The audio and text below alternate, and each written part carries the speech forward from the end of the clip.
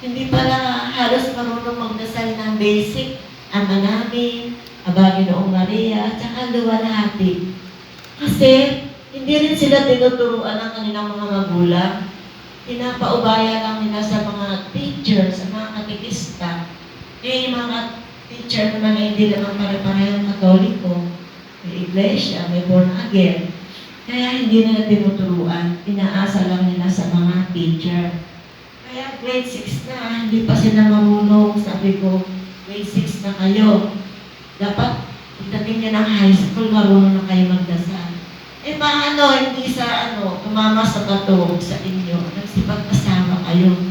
I-interview kayo ng pari, hindi kayo marunong magdasal. Ikakasal ba kayo? Niloloko, hindi kayo ikakasal ng pari. Hindi kayo marunong magdasal. Kasi yung mga batang inakasal na ganyan, pinapa-practice pa sa amin. Tinuturuan pa rin namin yung mga dasal. Yun hindi nila. Kaya minsan, kapag magpapakesa ko, sige, sabihin ko sa kanila, bibigyan ko ng 5 lollipop. Isulat niyo yung Ama namin. Ipapayarin ng Ama namin. Next, Aba Ginoong Maria. At tapos luwalhati. Lalo po yung luwalhati, hindi nila alam yung luwalhati. Yung luwalhati sa Ama, sa Anak, sa Espiritu Santo, para lang sa una na yung magpakilanman, magpasawalang hanggan. Amen. Hindi po nila alam yun. Ewan po sa mga bata, bakit? Kasi nga naman, nung nag-pandemic, di ba, 2 years, hindi naturuan yung mga bata. Kumbaga, nag-blanco siguro sila. Nakalimutan nila yung dasal. Kaya ayun, paulit-ulit namin dinarasal yung Ama namin. Kaya lang yung mga magulang, minsan hindi nila tinuturuan magdasal yung mga bata.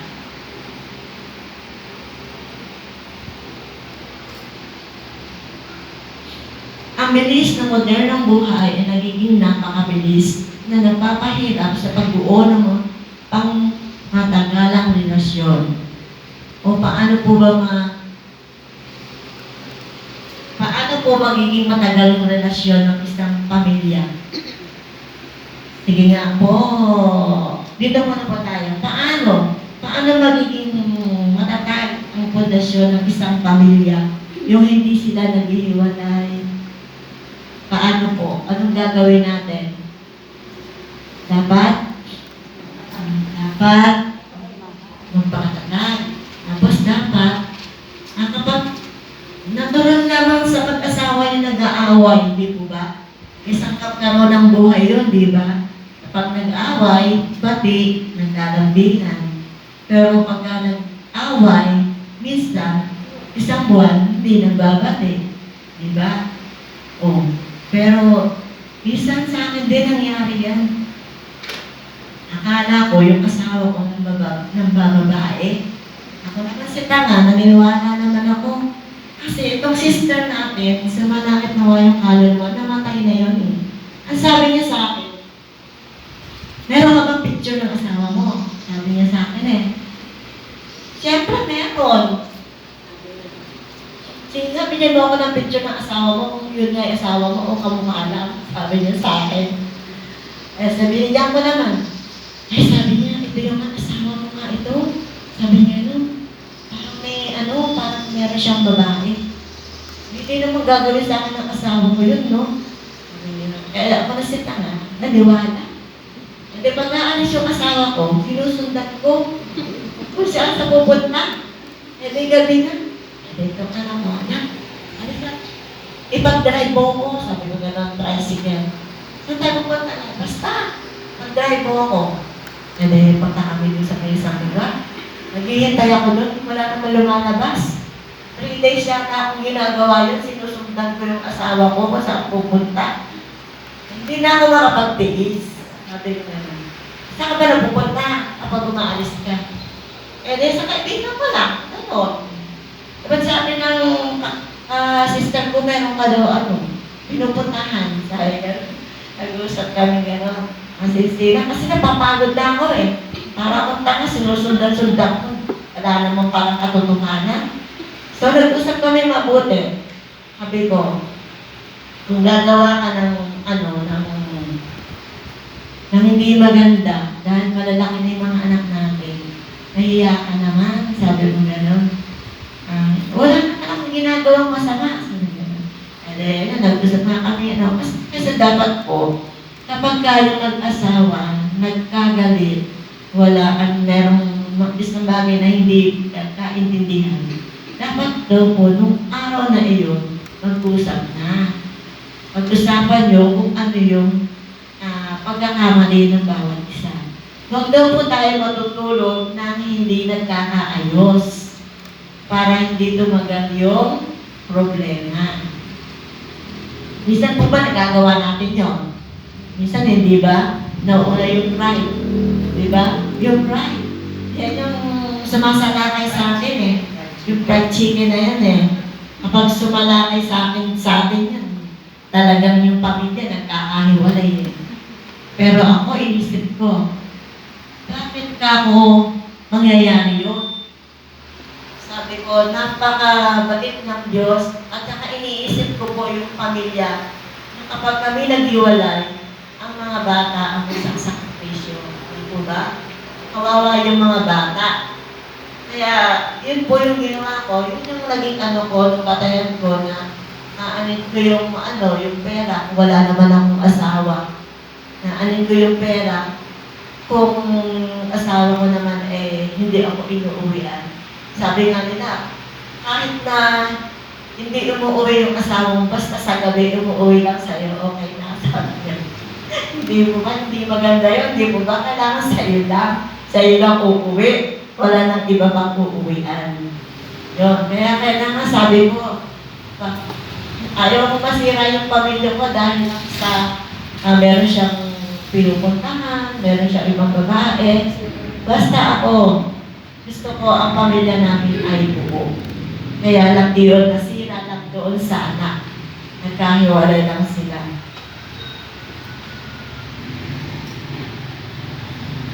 Ang kasal ay nagiging seryoso. Ang paghihiwalay at diborsyo ay mas madali na makuha. Doon sa mga gustong makipaghiwalay, pwede yun.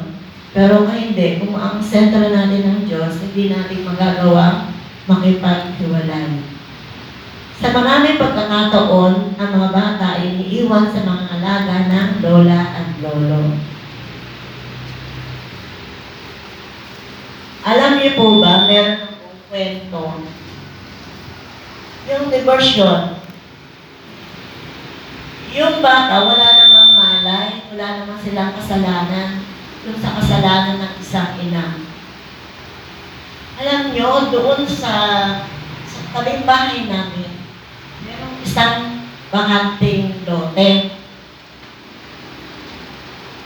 May bakanting lote doon.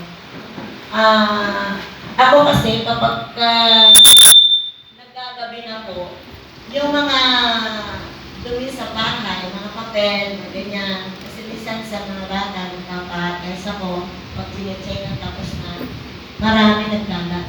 Ang gagawin ko, before 6, kukunin ko lahat yung kadumi, susunogin ko doon sa bakanting lote, kasi wala nang pong bahay doon.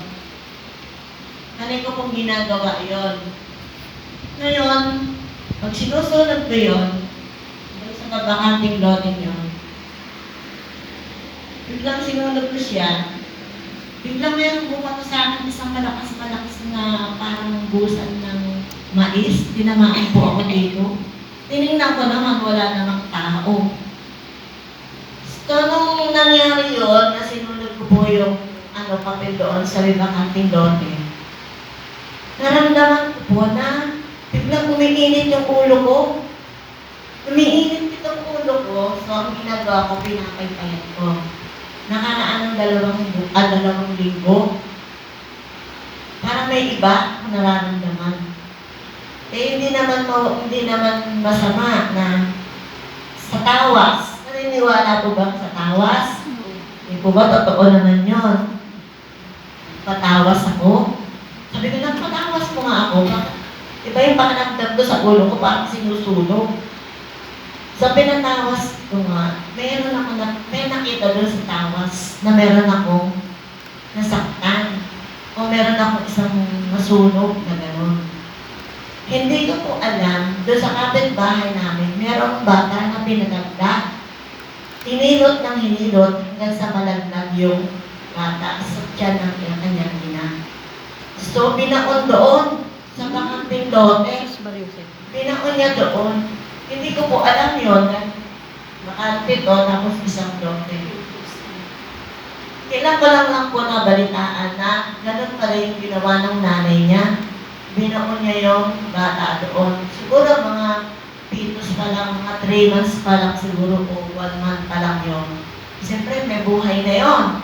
Diba sabi ng Diyos, ang buhay ay mahalaga sapagkat ang Diyos ang lumikha ng buhay. Kaya walang dapat na kumitin ng buhay kundi ang Diyos. Kaya kapag ikaw ay nagpakamatay, hindi ka tatanggapin sa langit. Kasi pinapangunahan mo ang Diyos. So, nung nalaman ko yun, na doon nga binaon yung bata, kumuha ko ng tubig, at iligan ko yung pangalan ng bata. Kunyari, Marian, binibinyagang kita sa ngalan ng Diyos Ama, Diyos Anak, at Diyos Espiritu Santo. Yun po yung ginawa ko doon sa bata, sa binaon ng bata. At paggabi, nagtitimpla ako ng gatas at inalay ko sa kanya at nagdasal din ako. Nag-sorry ako sa kanya. Na hindi ko naman alam na doon siya binaon ng kanyang ina. Kaya ayun, yung mga ganong bagay na walang kasalanan yung bata, dapat yung ina yung dapat parusahan, hindi bata, di ba? Walang kamalayan. Kaya yun ang ginawa ko. Awa naman ng Diyos, nung ginawa ko yun, hindi na po. Parang sinusunog yung ulo ko. Siguro yung baby na yun, Angel. Kumbaga sa Angel, siya, negro. Kasi nasunog siya. Di ba yung mga Angel, mga cherubim, mga isang po yung mga nila. Pero yun, Angel. Kaya yun po. Nung nasore ko, dinasalang. Kaya tayo lahat, pwede rin po kasi mga binyagan tayo eh. Pwede tayo mag-binyag. Kunyari, hindi natin inaasahan, namatay sa ospital. O kunin niyo yung baby, bigyan niyo ng pangalan. Ano niyo, gamitin yung ritual. Pangalan ng baby, binibigyan ko na kita sa ngalan ng Diyos Ama, Diyos Anak, Diyos Espiritu Santo. At yung bata ay na siya. Mabinyaga na siya.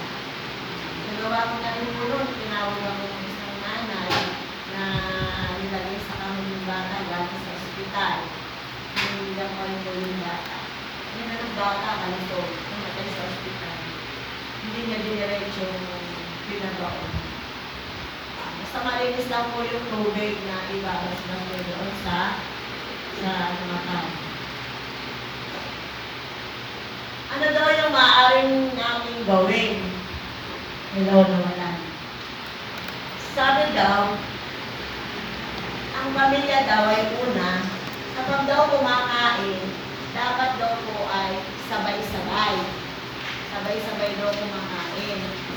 Kasi ang pamilya ngayon, pag kumakain, merong nanonood ng TV, merong cellphone, merong kumakain ng cellphone dito.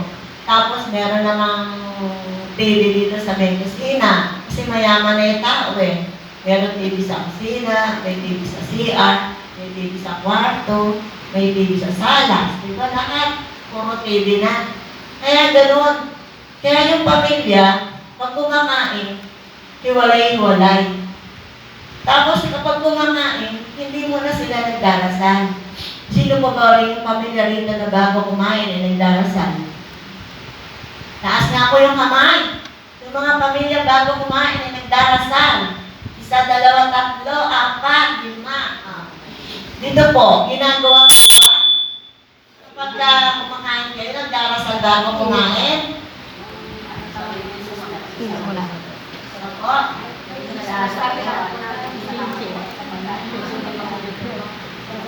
Magpasalamat kami.